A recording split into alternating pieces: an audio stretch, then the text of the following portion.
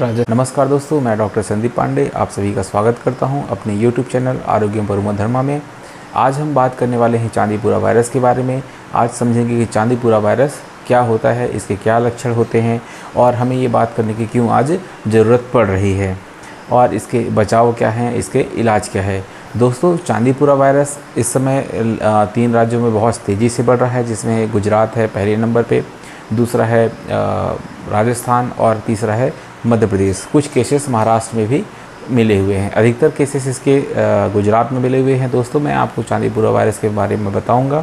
इसके पहले हमारा आपसे रिक्वेस्ट है कि हमारे YouTube चैनल को लाइक करिए, शेयर करिए, सब्सक्राइब करिए। चलिए दोस्तों, अब हम आपको बताते हैं कि चांदीपुरा वायरस है क्या। दोस्तों, चांदीपुरा वायरस 1965 में पहली बार महाराष्ट्र के एक चांदीपुरा गाँव में इसके कुछ केसेस मिले थे, इसलिए इस वायरस का नाम चांदीपुरा वायरस उस गांव के नाम पे रखा गया। और उसके बाद फिर 2003 में ये महाराष्ट्र में ही और उड़ीसा में और तमिलनाडु में एक बहुत ज़्यादा इसका आउटब्रेक देखा गया था। उस समय लगभग 300 से 350 बच्चों की इसमें मृत्यु हुई थी। दोस्तों, चांदीपुरा वायरस से लगभग 15 साल से कम उम्र के जो बच्चे होते हैं वो प्रभावित होते हैं। और चांदीपुरा वायरस जो होता है वो सैंड फ्लाई मक्खी के काटने से, सैंड फ्लाई इंसेक्ट्स के काटने से होता है।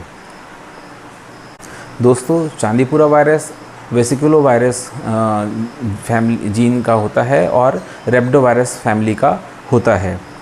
और ये एक आरएनए वायरस है। आरएनए वायरस में इन्फ्लुएंजा वायरस भी होते हैं और ये जो एडीज़ मच्छर होते हैं जो उसमें भी ये वायरस जो है तो पाया जाता है। पर अधिकतर ये जो चांदीपुरा वायरस जो फैलता है वो सैंड फ्लाई इंसेक्ट काटने से ही फैलता है।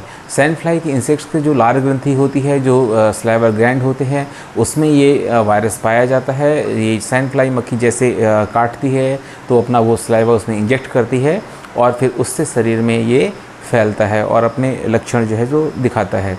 दोस्तों, इसके जो सैंड फ्लाई मक्खी के काटने के बाद अगर किसी को ये बीमारी से कोई ग्रसित होता है, अगर वो चांदीपुरा वायरस से पॉजिटिव आता है तो उसमें जो लक्षण रहेंगे वो इस प्रकार रहेंगे। उसमें बहुत ज़्यादा केसेस में इंसेफेलाइटिस भी बच्चों में हो जाता है। और इंसेफेलाइटिस मतलब होता है सर में सूजन होना। एक्यूट इंसेफेलाइटिस के लक्षण पाए जाते हैं। अचानक से बहुत तेज़ हाई ग्रेड फीवर हो जाता है, बार बार उल्टियाँ होती हैं, लूज़ मोशन होता है, बॉडी एक होता है, हाथ पैर में दर्द रहता है और सर में भी दर्द रहता है, हेडेक की भी समस्या रहती है। दोस्तों, ये लक्षण हैं जो चांदीपुरा वायरस के होते हैं।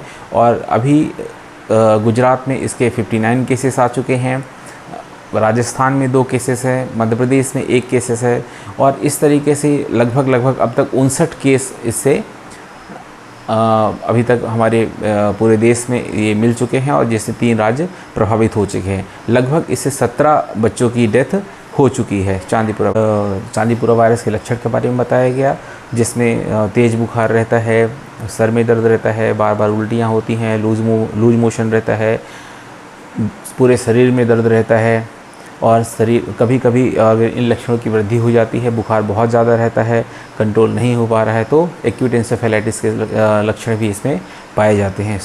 सिर में सूजन भी पाया जाता है। दोस्तों, ये चांदीपुरा वायरस के लक्षण हैं। अगर आपके घर में 15 साल से कम उम्र के बच्चे हैं तो आपको विशेष सावधानी की बरतने की आवश्यकता है। जब कभी भी बाहर जा रहे हो तो फुल बाहीं के कपड़े पहने, साथ में मस्कीटो रोल का इस्तेमाल करें, घर में सोते समय मच्छरदानी का इस्तेमाल करें और घर में साफ़ सफाई रखें जिससे मक्खियाँ ना पनप पाएँ। घर के आसपास पानी ना जमा होने दें।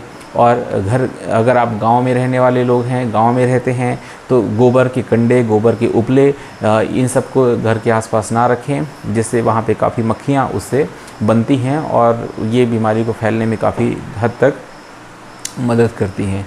दोस्तों, हमें ये बचाव ज़रूर करना है। और इसके बारे में जैसे अभी हमारे देश के स्वास्थ्य मंत्री JP नड्डा जी ने गुरुवार को राज्यसभा में भी इसके बारे में जानकारी दी। इसमें उन्होंने बताया कि 59 बच्चे पॉजिटिव केसेस रिपोर्टेड किए गए हैं जो कि चांदीपुरा वायरस की हैं और सबसे अधिक केसेस में गुजरात में ही आया है। राजस्थान में 2 केस आए हैं, मध्य प्रदेश में 1 केस अभी आया है। लेकिन ये बहुत तेज़ी से फैलने वाली बीमारी है। अभी इसका जो आउटब्रेक है उतना ज़्यादा तो नहीं हुआ है, लेकिन अगर आप सावधानी नहीं बरतेंगे, लापरवाही करेंगे तो फिर इसका भी आउटब्रेक देखने को मिल सकता है। दोस्तों, इसकी ट्रीटमेंट की बात अगर हम करते हैं तो इसमें इसका ऐसा कोई ट्रीटमेंट नहीं है जो स्पेशली इसी चीज़ के लिए बना हो। जैसे कोविड के समय में था कि कोविड का पहले तो कोई ट्रीटमेंट नहीं था, एक सिम्टोमेटिक ट्रीटमेंट था, बाद में उसका वैक्सीन बना। वैसे ही दोस्तों चांदीपुरा वायरस का भी ऐसा कोई ट्रीटमेंट नहीं है। इसमें अभी सिम्टोमेटिक ट्रीटमेंट दिया जाता है। अगर बच्चे को बुखार है तो बुखार ठीक करना है, उल्टी हो रही है तो उल्टी ठीक करना है, शरीर में दर्द हो रहा है तो शरीर का दर्द ठीक करना है, हेडेक हो रहा है तो हेडेक ठीक करना है। लेकिन ऐसा कोई मेडिसिन नहीं है, कोई टीका नहीं है जो स्पेशली देने से उस वायरस को ख़त्म कर दे। तो दोस्तों, अगर घर में बच्चे हैं, 15 साल से कम उम्र के बच्चे हैं, तो आपको विशेष ध्यान देना है। अगर उनको सर्दी, खांसी, बुखार हो रहा है, लूज मोशन हो रही है, बार बार वॉमिटिंग हो रहा है, तो आपको हॉस्पिटल में ज़रूर संपर्क करना चाहिए। दोस्तों, हम आपको कुछ आयुर्वेदिक फार्मूला बताने वाले हैं जो आप घर में डेली इस्तेमाल करिए। अभी बरसात का सीज़न चल रहा है, इसमें मौसमी बीमारियाँ भी काफ़ी होती हैं। तो सबसे पहले अगर आपके घर में बच्चे हैं या फिर बूढ़े हैं या फिर आप खुद भी इन सब चीज़ों का इस्तेमाल कर सकते हैं। अगर बच्चा दूध पीता है तो रात में उसे हल्दी मिला करके दूध पीने के लिए देना चाहिए। आप घर में शहद और तुलसी और अदरक इसका मिक्सचर बना के रख सकते हैं और थोड़ा थोड़ा दिन में 2 या 3 बार इसको चाटते रहना है। साथ में आप घर में काढ़ा बना के इस्तेमाल कर सकते हैं, जिसमें आप दालचीनी डाल सकते हैं, उसमें आप मुलैठी भी डाल सकते हैं, उसमें आप काली मिर्च डाल सकते हैं, अदरक डालिए और इसका काढ़ा बना करके आप पीजिए। साथ में आप कोविड के समय काफ़ी लोगों ने त्रिकट्टू पाउडर का इस्तेमाल किया था, तो आप त्रिकट्टू पाउडर का भी इस्तेमाल कर सकते हैं। ये सर्दी खांसी बहुत अच्छा काम करता है। और घर में अगर किसी बच्चे को सर्दी है या बड़ों को सर्दी है या बूढ़ों को सर्दी है, किसी को भी ऐसी समस्या है तो इसका इस्तेमाल आप कर सकते हैं। दोस्तों, चांदीपुरा वायरस के लिए भारत सरकार ने अभी NJORT टीम का गठन किया गया है। NJORT इसमें जो IDSP की टीम है और सेंट्रल काउंसिल रिसर्च की टीम है, वायरोलॉजी पुणे का जो इंस्टीट्यूट है जो इसी पे काम कर रहा है, उसकी टीम का एक तीनों को मिला करके एक NJORT टीम गठित की है।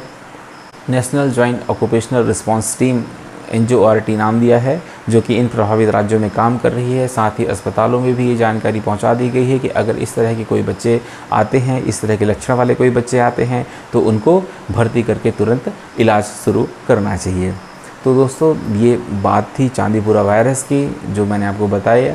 चांदीपुरा वायरस क्या है, इसके क्या लक्षण होते हैं, क्या सिम्टम्स होते हैं, कैसा इसका आउटब्रेक होता है, कहाँ सबसे पहले पाया गया है।